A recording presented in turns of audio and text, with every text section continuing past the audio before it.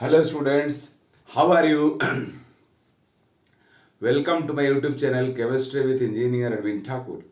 तो देखो जी, आज मैं आपको पढ़ाने जा रहा हूँ आइसोमेरिज्म इन कोऑर्डिनेशन कंपाउंड्स। या हम लोग का आज का जो वीडियो है वो कोऑर्डिनेशन कंपाउंड के आइसोमेरिज्म पे टोटली बेस्ड है। ऐसे आइसोमेरिज्म मेन पढ़ा जाता है ऑर्गेनिक केमिस्ट्री में, जो आप पढ़े होंगे या मेरे यूट्यूब चैनल पे मेरा वीडियो होगा उसमें आप देख सकते हो। तो ऑर्गेनिक केमिस्ट्री का जो हमारा आइसोमेरिज्म है वो मेन है, वहीं से आइसोमेरिज्म शुरू होता है। बट इनऑर्गेनिक केमिस्ट्री में जो कोऑर्डिनेशन केमिस्ट्री है वहाँ भी आइसोमेरिज्म होता है। तो हम लोग इस कोऑर्डिनेशन केमिस्ट्री के आइसोमेरिज्म को आज डिस्कस करेंगे कंप्लीटली। तो देखो जी, सबसे पहले ये जो मैं टाइप की दिखाया हूँ आइसोमेरिज्म का, इसको बताने से पहले मैं आपको बता दूं कि आइसोमेरिज्म होता क्या है। तो आइसोमेरिज्म आप ऑर्गेनिक में भी पढ़े होंगे।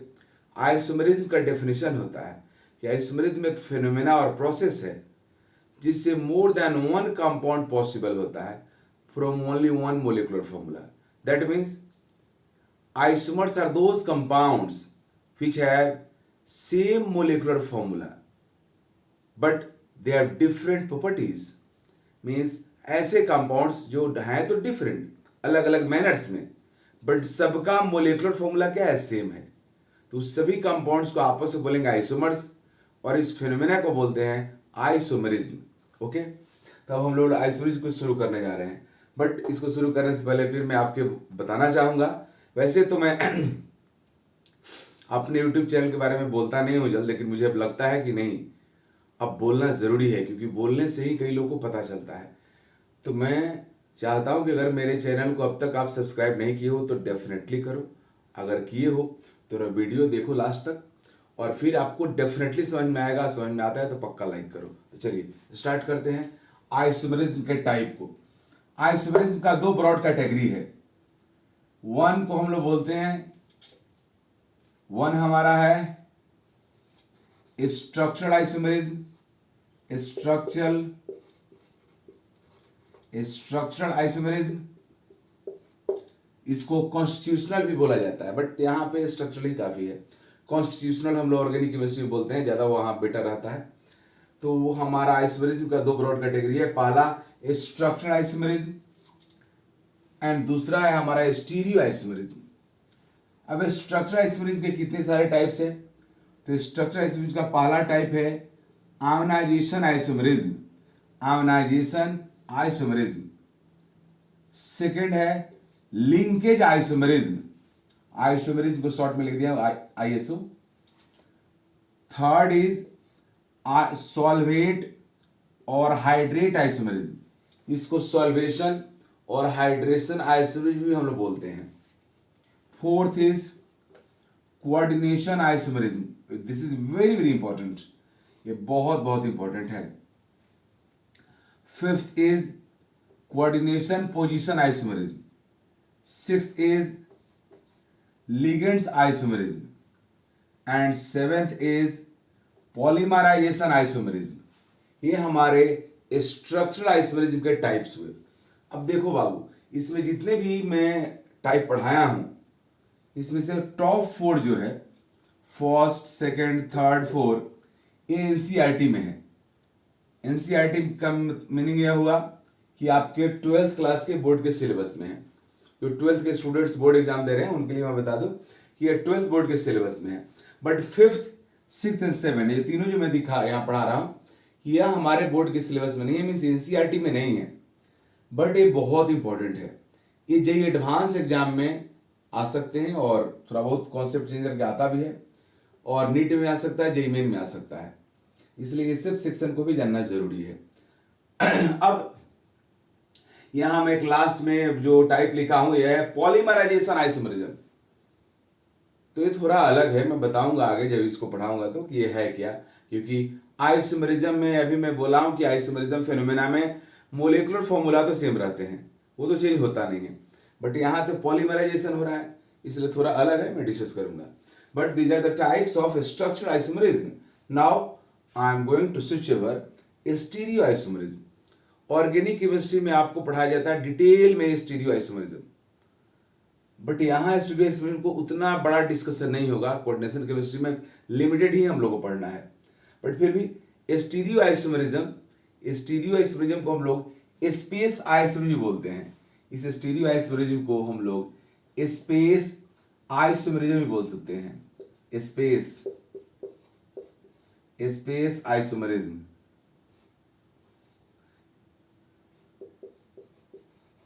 स्पेस आइसोमरिज्म ऐसा इसलिए क्योंकि यह फिनोमेना स्पेस में होता है। मीन्स किसी मोलिक्यूल में, किसी कोऑर्डिनेशन कंपाउंड के जो सेंट्रल एटम होते हैं, सेंट्रल एटम के अराउंड में जो लिगेंड्स रहता है, उस लिगेंड्स के स्पेशियल अरेंजमेंट की वजह से यह आइसोमरिज्म डेवलप होता है। मीन्स स्टीरियो आइसोमरिज्म में सेंट्रल एटम के अराउंड जो लिगेंड्स रहता है, उन लिगेंड्स के स्पेशियल अरेंजमेंट की वजह से, मीन्स लिगेंड्स के एक पोजीशंस एक दूसरे के रिस्पेक्ट में जो रहता है, उसकी वजह से आइसोमरिज्म डेवलप होता है। इसलिए स्टीरियो आइसोमरिज्म में जितने भी आइसोमर्स होते हैं, उन सबका मोलिकुलर फॉर्मूला के साथ साथ स्ट्रक्चर्स भी सेम रहता है। ओनली डिफरेंस कहाँ रहता है? तो ओनली डिफरेंस रहता है spatial arrangement of ligands about central atom. Nothing is different apart from this. इसके अलावा कुछ भी डिफरेंस नहीं रहता है हमारे स्टीरियो आइसोमरिज्म में। अगर कहीं पे स्टीरियो आइसोमरिज्म हो रहा है तो स्टीरियो आइसोमरिज्म के दोनों ही आइसोमर्स जो होंगे, उनका मोलिकुलर फॉर्मूला के साथ साथ स्ट्रक्चर्स भी सेम होगा। डिफरेंस होगा सेंट्रल एटम का अराउंड उनके अरेंजमेंट में, जो कि हम लोग देखेंगे। अब इसमें है ज्योमेट्रिकल और दूसरा है ऑप्टिकल। तो ज्योमेट्रिकल आइसोमरिज्म को भी हम लोग आगे देखेंगे, ऑप्टिकल को भी देखेंगे कि ज्योमेट्रिकल क्या होता है, ऑप्टिकल क्या होता है। हालांकि ये सारे आइसोमरिज्म ऑर्गेनिक केमिस्ट्री में बहुत डिटेल में पढ़ाया जाता है। तो चलिए, ये हमारा था type of isomerism in coordination chemistry. अब हम लोग वन बाय वन करके पढ़ते हैं। तो first of all structural isomerism, then stereo isomerism. देखो जी, इस चैप्टर में, इस टॉपिक में आपको बहुत इंटरेस्ट आने वाला है, क्योंकि बहुत ही स्कोपिक, कंसेप्चुअल एंड इंपॉर्टेंट होता है। तो ध्यान से मेरी बात सुनो। फर्स्ट स्ट्रक्चर हमारा है ionization isomerism. Ionization isomerism, ionization isomerism को शॉर्ट में आई लिख सकते हैं। आयोनाइजेशन आइसोमेरिज्म, इन नेम से क्लियर है, एक ऐसा आइसोमेरिज्म जिसका प्रॉपर्टी आयोनाइजेशन पर डिपेंड करता है। तो देखो होता क्या है। आयोनाइजेशन आइसोमेरिज्म और आयोनाइजेशन आइसोमर्स, हम लोग वैसे दो कॉम्प्लेक्स कंपाउंड को बोलते हैं आयोनाइजेशन आइसोमर। हम लोग ऐसे दो कॉम्प्लेक्स कंपाउंड को बोलते हैं जिनका मोलिकुलर फॉर्मूला तो सेम रहता है, बट वो आयोनाइज होकर के, एक्वस सॉल्यूशन में आयोनाइज होकर के जो आयंस प्रोड्यूस करते हैं वो डिफरेंट रहता है। As for example, first CONH3 whole 5 Cl sulfate, and second complex I am taking is CONH3 whole 5 sulfate Cl. Ionization isomer का definition, in this case isomers have same molecular formula but they produce different ions in aqueous solution. तो देखो यहाँ पे both have same molecular formula, cobalt 5 ammonia 5 ammonia, Cl sulfate sulfate, but they produce different ions in aqueous solution. तो देख लो किस तरह से ionise होगा इन aqueous solution। aqueous solution में हमारे कॉम्प्लेक्स कंपाउंड आयोनाइज होते हैं, और आयोनाइज कहाँ किस तरह से होंगे? तो यह आयोनाइज होगा coordination sphere and counter and के फॉर्म में, यू नो। तो कोऑर्डिनेशन स्फीयर हमारा यह ब्रैकेट वाला है और काउंटर आयन आउटसाइड वाला है, तो इसके फॉर्म में ब्रेक होगा। Ionic coordination compound ionic compounds है, तो पहले जो राइट रहता है वो आपका रहता है कटायन, बाद वाला एनायन। तो इसको किस तरह से ब्रेक करेंगे? हम सबको पता है और पता होना भी चाहिए कि सल्फेट जो रहता है, सल्फेट पे ऑलवेज 2 नेगेटिव रहता है। सल्फेट के ऊपर 2 नेगेटिव ऑलवेज रहता है। जब सल्फेट का वो 2 निगेटिव होगा तो जो कोऑर्डिनेशन स्फीयर है इसके ऊपर क्या रहेगा, 2 पॉजिटिव रहेगा। और इस तरीका से इसको हम लोग ब्रेक करेंगे। CONH3 का whole 5 Cl 2 plus sulphate minus, right. अब इसको ब्रेक करेंगे तो इसमें भी वही कहानी है। बाहर क्या है, काउंटर एंड में क्या है, Cl है। हेलोजन के ऊपर 1 निगेटिव रहता है तो यहाँ पे 1 निगेटिव, तो यहाँ पे आ जाएगा 1 पॉजिटिव, तो ब्रेक होगा CONH3 whole 5 sulphate plus Cl minus. तो आप देख रहे हो कि both complex have same molecular formula but they are producing different ions in aqueous solution. They are producing different ions after ionization. So these two complex compounds are ionization isomers of each other. First and second are ionization isomers of each other.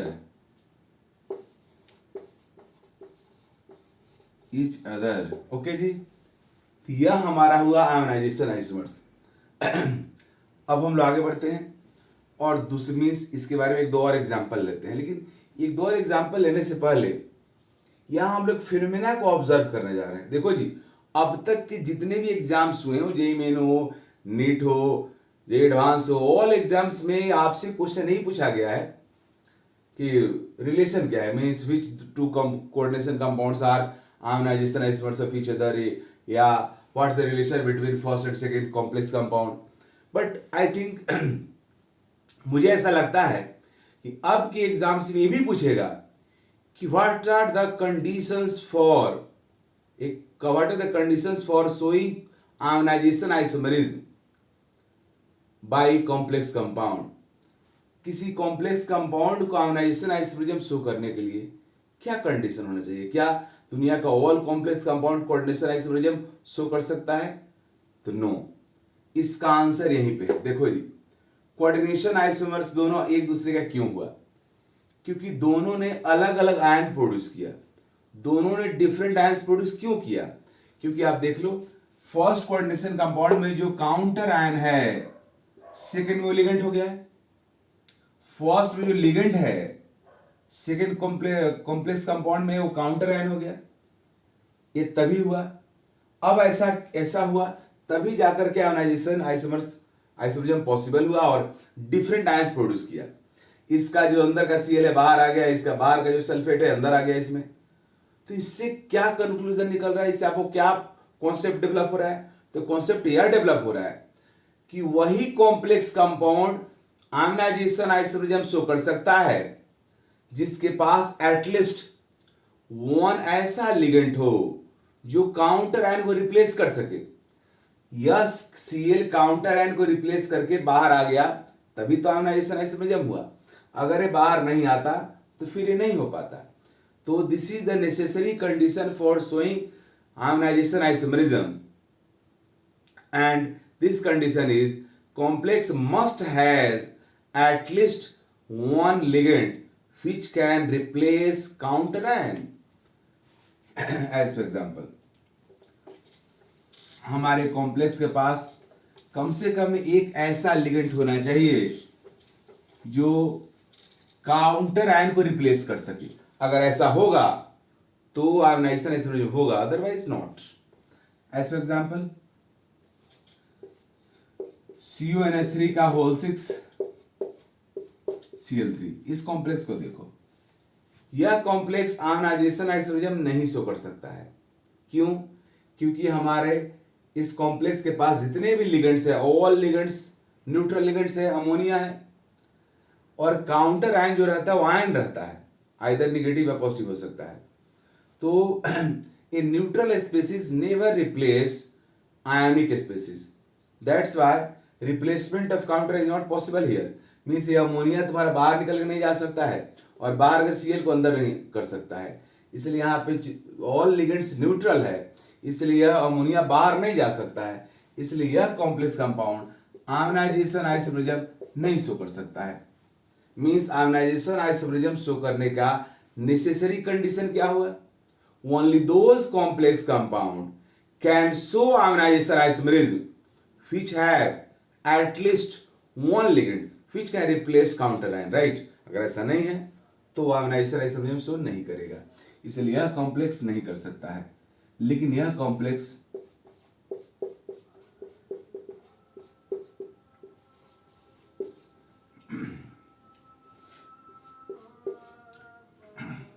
यह complex भी करेगा क्योंकि Br बाहर जाएगा, Cl अंदर आ सकता है। दूसरा,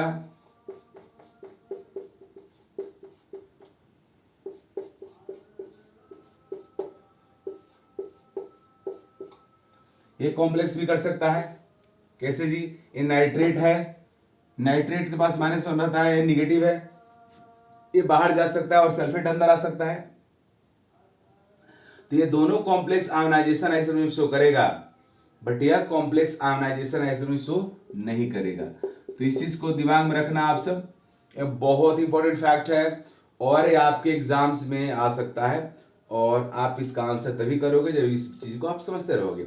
अगर कंप्रिहेंशन क्लियर नहीं रहेगा तो मुश्किल है। ओके, तो चलिए नेक्स्ट स्ट्रक्चर आइसोमरिज्म स्टार्ट करते हैं और next is linkage isomerism.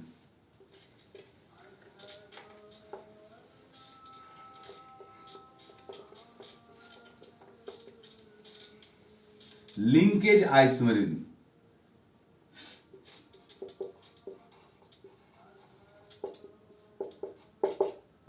In name से क्लियर है, एक ऐसा आइसोमरिज्म जो लिंक से कनेक्टेड है। तो देखो जी इस आइसोमरिज्म में होता क्या है? जैसे हमारा ये कोई कॉम्प्लेक्स कंपाउंड है,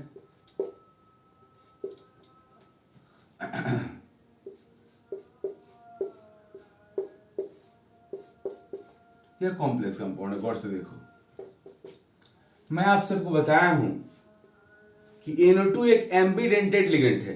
एम्बीडेंटेड लिगेंड का मीनिंग ऐसा लिगेंड जिसके पास मोर देन वन साइट रहता है, 2 साइट्स रहता है इलेक्ट्रॉन डोनेशन के लिए, बट एट ए टाइम किसी एक साइट से ही डोनेट करता है। That means ambidentate ligands are unidentate ligands. Ambidentate ligands unidentate ligands होता है, वो एक ही बॉन्ड फॉर्म कर सकता है सेंट्रल एटम से एक बार में, लेकिन रहता है उसके पास 2 साइट, तो कभी वो इससे फॉर्म करता है, कभी इससे फॉर्म करता है। तो अलग अलग एटम से बॉन्ड फॉर्म करेगा तो कॉम्प्लेक्स अलग अलग हो जाएगा। जैसे यहाँ पे हमारा NO2 है, वो यहाँ पे N से कनेक्टेड है हमारे सेंट्रल एटम से, और सेम कॉम्प्लेक्स कंपाउंड को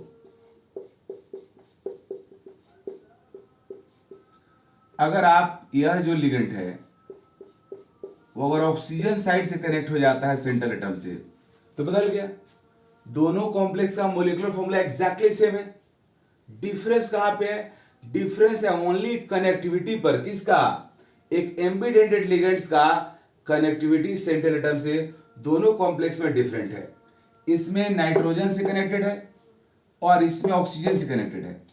एम्बीडेंटेड लिगेंड के लिंकेज डिफरेंट होने की वजह से यह आइसोमरिज्म डेवलप हो रहा है। First and second are not same. First and second are 2 different compounds because different linkage with ambidentate ligand NO2 with central atom. Central atom और ligand के बीच में जो कनेक्टिविटी है वो अलग अलग है। यहाँ पे नाइट्रोजन से कनेक्टेड है, यहाँ पे ऑक्सीजन से कनेक्टेड है। इसका नाम राइट करेंगे तो लिखेंगे नाइट्राइटो N, इसका नाम राइट करेंगे तो इसके बदले लिखेंगे नाइट्राइटो O। मीन्स दोनों कॉम्प्लेक्स आपका अलग अलग हो गया और इसके डिफरेंट होने के पीछे रिस्पॉन्सिबल है different linkage of ambidentate ligand with central atom. So these 2 complex compounds are called linkage isomerism. Linkage isomers. First and second are linkage isomers. First और सेकंड एक दूसरे का लिंकेज आइसोमर्स हुआ।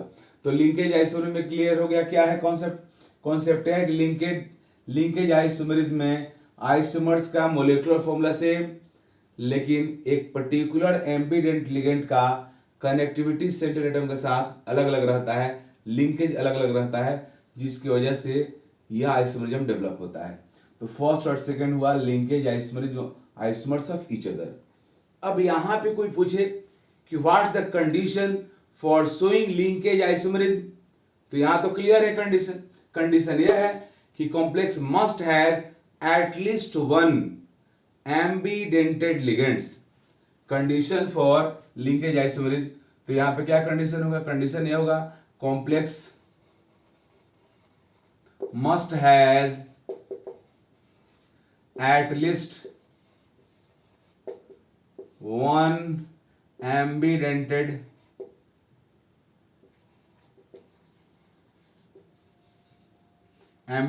लिगेंड्स। कॉम्प्लेक्स के पास कम से कम एक एम्बीडेंटेड ligand होना चाहिए। अगर होगा तो लिंकेज आइसोमरिज्म पॉसिबल होगा, अदरवाइज नॉट। ओके,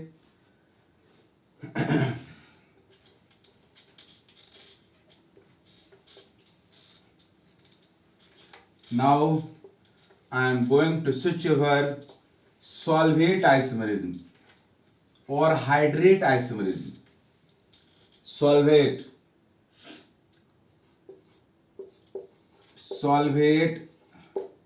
और हाइड्रेट आइसोमेरिज्म। ओके जी, ये सॉल्वेट और हाइड्रेट आइसोमेरिज्म होता क्या है? तो गौर से देखो जी, यहां पे क्या होगा? तो इसमें होता यह है कि हमारे डिफरेंट आइसोमर्स में वाटर ऑफ हाइड्रेशन अलग अलग रहता है। देखो क्या मैं बोल रहा हूं, इससे पहला कॉम्प्लेक्स यह है CrH2O का whole 6 Cl3। Second is this CrH2O का होल 5 Cl एक अंदर आ गया और एक वाटर बाहर चला गया Cl2 और H2O। थर्ड CrH2O का whole 4 Cl2 Cl2H2O। See these three complex compounds। आप इस तीनों को देखो तो आपको कुछ फाइंडिंग होगा। देखो बाबू, तीनों का मॉलिक्यूलर फॉर्मूला सेम है, तीनों में डिफरेंस कहां पे है? तो इसमें all water as a ligand present है। यहां पे 5 water molecules as a ligand है एंड 1 वाटर मॉलिक्यूल बाहर है काउंटर आयन के पास। यहां पे 4 वाटर मॉलिक्यूल्स एज लिगेंड है एंड 2 वाटर मॉलिक्यूल्स प्रेजेंट है काउंटर आयन के साथ। तो यहां पे डिफरेंस क्या है? तो मॉलिक्यूलर फॉर्मूला तो सेम हो गया, बट डिफरेंस क्या आया? तो डिफरेंस आया वाटर ऑफ हाइड्रेशन। मींस ये जो वाटर काउंटर आयन के साथ रहता है, किसी सॉल्ट में जो वाटर आयन के साथ एसोसिएटेड रहता है, उस वाटर को हम बोलते हैं water of crystallization. Means crystal के फॉर्मेशन के ड्यूरिंग कितना उसके साथ वाटर एसोसिएटेड है। जैसे तुम सब वॉशिंग पाउडर देखते हो, Na2CO3 10H2O, इसको हम लोग क्या बोलते हैं जी? वॉशिंग पाउडर है। तो जो वॉशिंग पाउडर है इसमें सोडियम कार्बोनेट के साथ 10 वाटर मॉलिक्यूल एसोसिएटेड रहता है, इसलिए इसको हम बोलते हैं crystalline form of sodium carbonate. Means और यहाँ पे वाटर ऑफ क्रिस्टलाइजेशन कितना है? 10 है। 10 वाटर मॉलिक्यूल्स हमारे सॉल्ट के साथ एसोसिएटेड है। यहाँ पे आप देख रहे हो इस कॉम्प्लेक्स में कोई भी वाटर ऑफ क्रिस्टलाइजेशन नहीं है, कोई भी वाटर इस आयन से एसोसिएटेड नहीं है। यहाँ पे 1 वाटर मॉलिक्यूल्स इस आयन से एसोसिएटेड है, यहाँ पे 2 वाटर मॉलिक्यूल्स इस आयन से एसोसिएटेड है। तो इसको हम बोलते हैं वाटर ऑफ क्रिस्टलाइजेशन। यहाँ पे 1 वाटर है तो बोलेंगे मोनोहाइड्रेट है या मोनोहाइड्रेट। यहाँ पे 2 वाटर है तो बोलेंगे डाईहाइड्रेट या अनहाइड्रेट। मींस इसमें कोई भी वाटर एसोसिएटेड नहीं है हमारे Cl से। तो हमारे सॉल्वेट और हाइड्रेट आइसोमरिज्म में होता क्या है? They have solvate isomers have same molecular formula but they have different water of crystallization. उनके क्रिस्टल में वाटर का जो एसोसिएशन रहता है वो अलग अलग रहता है तीनों में। देख लो, यहाँ एक भी नहीं है, यहाँ पे एक है, यहाँ पे 2 है। तो यही फर्क है, इसी वजह से इसका नेम है सॉल्वेट आइसोमरिज्म और हाइड्रेट आइसोमरिज्म। क्योंकि वाटर है तो वाटर को हम लोग हाइड्रेशन से बोलते हैं तो इसलिए वाटर की वजह किसी कंपाउंड में अगर वाटर एडेड है, मीन्स की सॉल्ट के साथ अगर वाटर एसोसिएटेड है तो उसको हम लोग हाइड्रेट बोलते हैं, इसीलिए इसका नेम हो गया हाइड्रेट आइसोमरेज। सॉल्वेंट इसलिए हुआ क्योंकि वाटर एक सॉल्वेंट के तौर पे यूज होता है, इसलिए इसको बोलते हैं हम लोग सॉल्वेट आइसोमरेज भी बोलते हैं। अब यह आइसोमरेज जो आप देख रहे हो ये स्पेशल आइसोमरेज है। ये तभी होगा जब हमारे कॉम्प्लेक्स के पास वाटर एज ए लिगेंड होगा, अदरवाइज ये पॉसिबल नहीं है। दूसरी बात, solvate isomerism is a special case of ionization isomerism. आप खुद देख लो, अगर इसको वाटर में डालोगे तो क्या प्रोड्यूस करेगा जी, 3Cl माइनस और ये पूरा कटायन। इसको जब वाटर में डालोगे आयोनाइज करवाओगे तो क्या प्रोड्यूस करेगा, 2Cl माइनस और यह कटायन। इस कटायन में इस कोऑर्डिनेशन स्फीयर में कोई Cl अंदर नहीं है, लेकिन इसके कोऑर्डिनेशन स्फीयर में Cl अंदर रहेगा। इसका मीनिंग हुआ कि ये दोनों अलग अलग आयन प्रोड्यूस कर रहा है। इसको देखो, इसको भी जब आयोनाइज करोगे तो काउंटर आयन कोऑर्डिनेशन स्फीयर में आयोनाइज होगा। इसके कोऑर्डिनेशन स्फीयर में 2Cl आ गया, तो ये इससे भी डिफरेंट हो गया। मींस तीनों ही कॉम्प्लेक्स को आयोनाइज करोगे तो डिफरेंट आयंस प्रोड्यूस करेंगे। एंड तुमको पता है कि डिफरेंट आयंस प्रोड्यूस करने वाले कॉम्प्लेक्स कंपाउंड आपस में क्या होते हैं जी, आयोनाइजेशन आइसोमर्स। तो ये तीनों हमारा सॉल्वेट आइसोमरिज्म के साथ, सॉल्वेट आइसोमर्स के साथ साथ आयोनाइजेशन आइसोमर्स भी है। तो मैं बोलूंगा कि solvate isomerism is a special case of ionization isomerism. All solvent isomers are ionization isomers, but reverse is not true. जितने भी दुनिया में आयोनाइजेशन आइसोमर्स हैं वो सब के सब सॉल्वेट आइसोमर्स नहीं हो सकते हैं। सॉल्वेट आइसोमर्स होने के लिए क्या जरूरी है, वाटर का होना जरूरी है जी, तो हो गया। लेकिन आयोनाइजेशन आइसोमरिज्म के लिए जरूरी नहीं केवल वाटर ही हो, कोई भी लिगेंड हो सकता है, केवल उसको डिफरेंट आयंस प्रोड्यूस करना चाहिए एक्वस सॉल्यूशन में। अगर हमारा दो कॉम्प्लेक्स मोलिकुलर फॉर्मूला सेम रखता है और आयंस डिफरेंट प्रोड्यूस करता है तो दोनों कॉम्प्लेक्स आपस में आयोनाइजेशन आइसोमर्स होगा, और इस वजह से हमारे सॉल्वेट आइसोमर्स आयोनाइजेशन आइसोमर्स भी हुए, राइट। तब हम लोग फाइनली आ गए अपने उस आइसोमरिज्म के पास जो बहुत बहुत इंपॉर्टेंट है।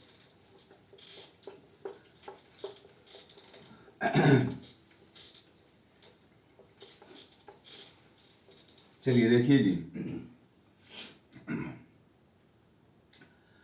अब हमारा फोर्थ है coordination isomerism, right. Coordination isomerism. अब कोऑर्डिनेशन आइसोमेरिज्म क्या होता है बाबू, तो देखो जी, कोऑर्डिनेशन आइसोमेरिज्म तभी पॉसिबल होगा जब हमारे कॉम्प्लेक्स कंपाउंड के बोथ पार्ट्स कॉम्प्लेक्स हो। I mean to say that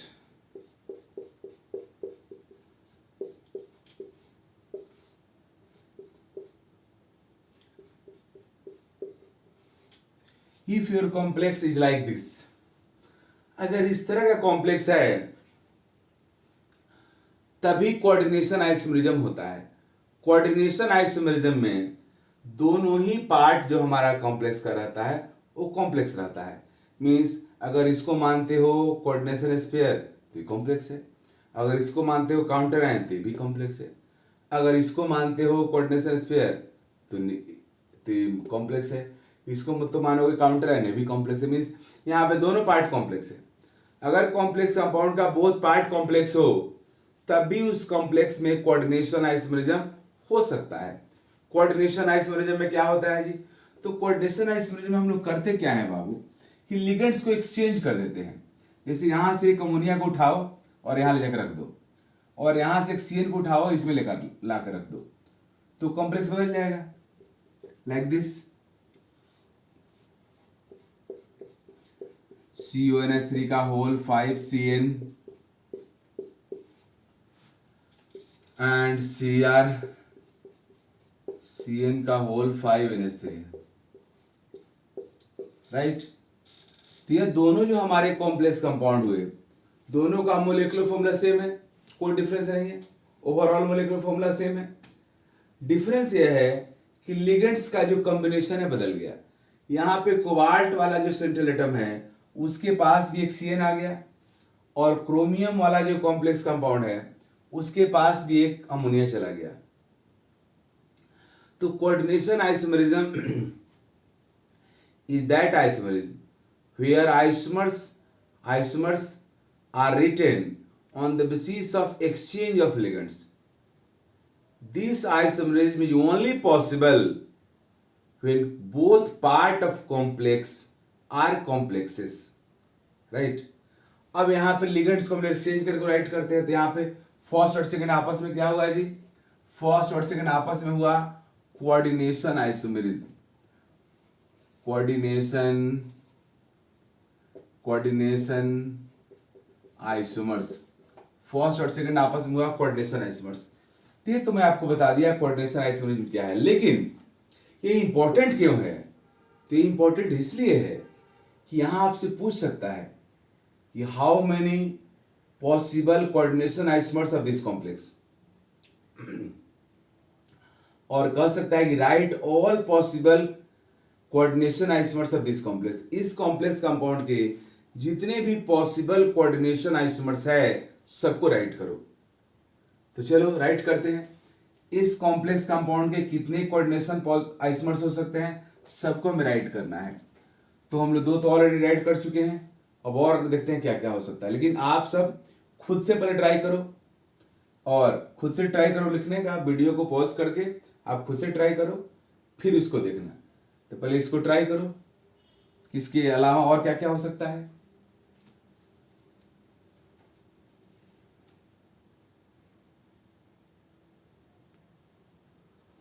तो चलिए हम लोग इसको देखते हैं क्या क्या होगा।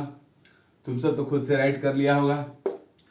अब देखो जी, पहला एक लिगेंड को मैं एक्सचेंज किया, वन लिगेंड को इधर लाया, दूसरे लिगेंड को, इसके लिगेंड को इधर में ले गया, तो दूसरा कॉम्प्लेक्स यह फॉर्म हुआ CONH3 whole 5 CN CR CN whole 5 NH3, right. इस सेकंड हुआ।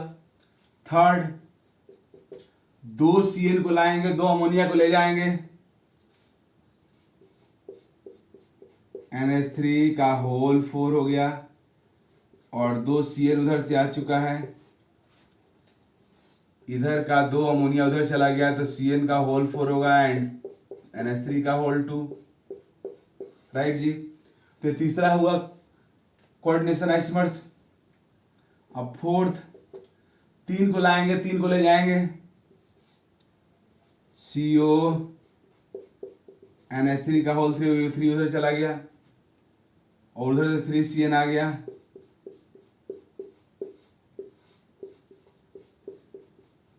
CN का होल थ्राइस, NH3 का होल 3। बट यह इसको देखो हमें पता है कोबाल्ट का ऑक्सीडेशन में +3 रहता है।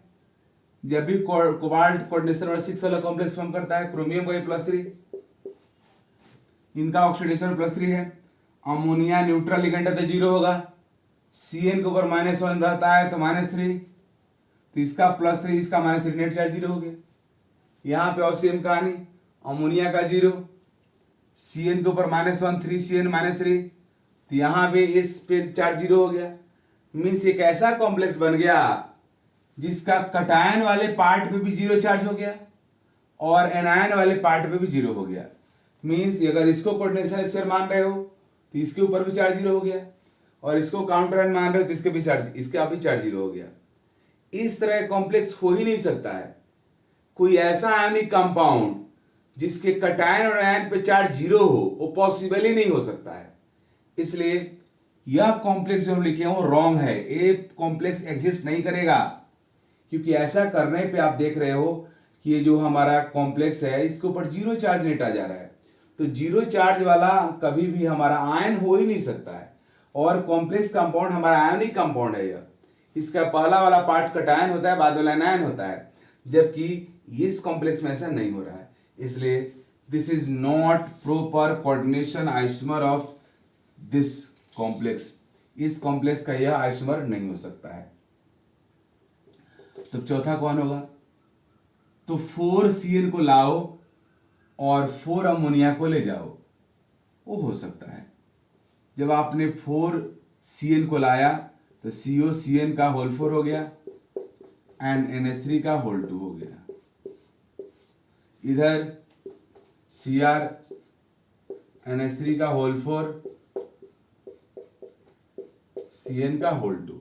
बट इसमें प्रॉब्लम यह हुआ कि अब Cn4 हो गया, कोबाल्ट का ऑक्सीडेशन +3 है, Cn का 4- हो गया, अमोनिया का 0 हो गया, तो बाहर इस पे चार्ज क्या आ जाएगा? -1। यहां देखो अमोनिया का 0, Cn का -2, क्रोमियम का +3, तो यहां पे नेट चार्ज बाहर क्या आ जाएगा? आपका +1। मीन्स यह पार्ट अब एनायन हो गया और ये पार्ट कटायन हो गया। और हमारा इनऑर्गेनिक केमिस्ट्री का रूल है कि first we write cation then anion, इसलिए कोई बच्चा अगर इस तरीका से लिखता है तो रॉन्ग हो गया। उसको करना क्या पड़ेगा? इस पार्ट को कटायन को पहले राइट करना होगा और एनायन को बाद में राइट करना होगा, तब रॉन्ग होगा, राइट होगा। तो देखो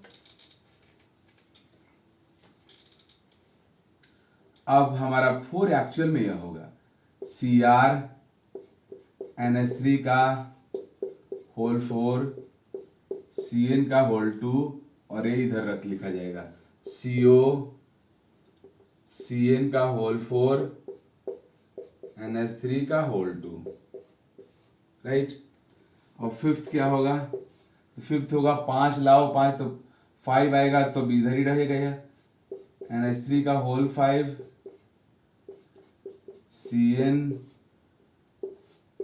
CO Cn का होल 5 NH3।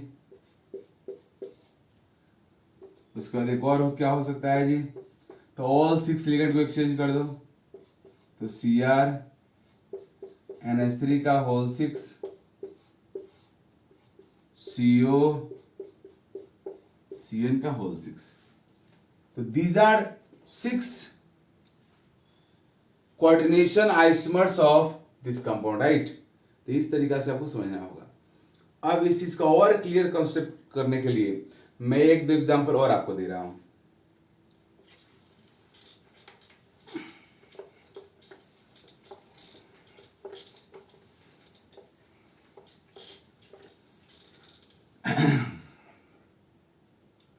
देखिए हमारा अगला एग्जांपल यह है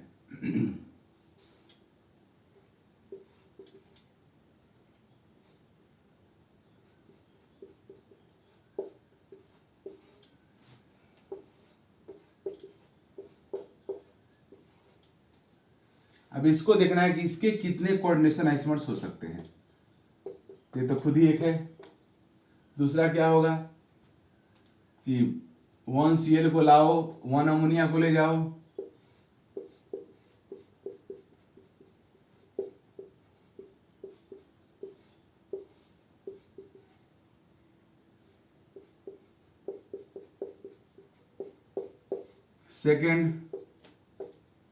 थर्ड 2Cl को लाओ, 2 अमोनिया को ले जाओ,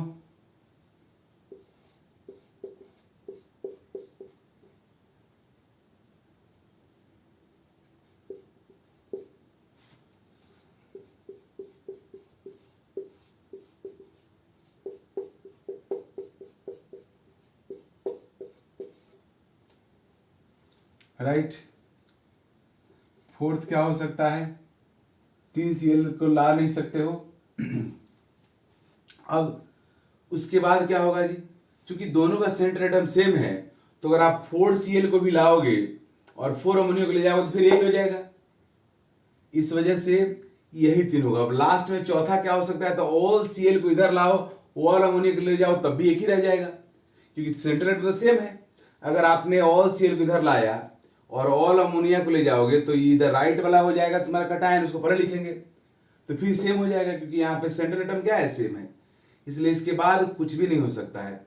इस कंपाउंड का यही 3 आइसोमर्स होगा, कोऑर्डिनेशन आइसोमर्स। आप खुद इसको चेक करके देख सकते हो इससे ज़्यादा नहीं हो सकता है, क्योंकि अगर आप 3 ला नहीं सकते हो, फिर 4 को एक्सचेंज कर सकते हो, तो 4 को इधर लाओगे, 4 उधर जाएगा तो फिर इसके जैसा हो जाएगा। देख लो 1 में 4 2 है ना, तो 5 वाला कर नहीं सकते हो, 5 वाला फिर ये है, 5 अगर लाओगे तो फिर ये सेम हो जाएगा। देख लो, क्योंकि यहाँ पे सेंट्रल टर्म सेम है, इसलिए यहाँ पे आइसोमर्स का नंबर क्या हो गया, कम हो गया। ओके, एक और एग्जांपल,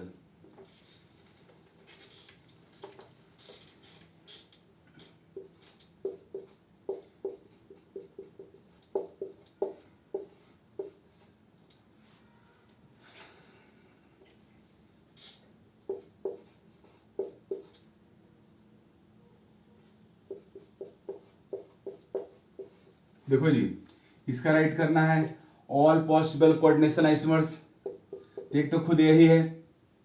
अब लिगेंड एक्सचेंज करते हैं, तो देखो यह बाइडेंटेड लिगेंड है, अगर एक जाएगा तो 2 आएगा NO2, क्योंकि यह मोनोडेंटेड नहीं है, बाइडेंटेड है। तो एक गया EN उधर, तो 2 NO2 आ जाएगा, आ गया। इधर क्या हो गया, CO NO2 का होल 4 EN है इथेन 1 डाइअमीन। अब अगर 2 EN गया तो 4 NO2 आएगा। तो बाबू 4 NO2 आने का मीनिंग हुआ कि 4 NO2 जिसके पास रहेगा वो anion हो जाएगा, तो उसको पहले इधर लिखेंगे। तो अगला होगा हमारा CO, क्योंकि देखो जी 4 आ गया, तो 4 आ गया, 4 अगर हमारा, क्योंकि 2 इधर चला गया है, कोबाल्ट के साथ 2 EN हो जाएगा, तो कोबाल्ट वाला पॉजिटिव हो जाएगा और क्रोमियम वाला निगेटिव हो जाएगा। तो पहले कोबाल्ट वाले को लिखेंगे, CO EN का होल 2 NO2 का होल 2, और इधर हो जाएगा आपका Cr NO2 का होल 4 EN। तो ये हमारा थर्ड हुआ। ऐसा क्यों है कि आप समझ रहे हो, क्योंकि जिसके पास 4 NO2 होगा, 4 NO2 के पास -1 रहता है, तो वो पार्ट एनायन हो जाएगा। तो एनायन को राइट में लिखते हैं और कटायन को लेफ्ट में, पहले कटायन फिर एनायन, जैसे सोडियम क्लोराइड, पहले सोडियम फिर क्लोरीन। अब इसके चौथा क्या हो सकता है, तो ऑल 3 EN को भेज दो कोबाल्ट के पास, तो ऑल 6 NO2 आ जाएगा क्रोमियम के पास।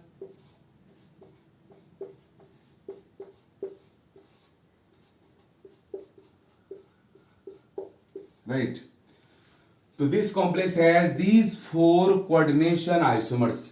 तो इस तरीका से कोऑर्डिनेशन आइसोमर्स तक मैं कंप्लीट कर दिया। तो आज के वीडियो में इतना ही।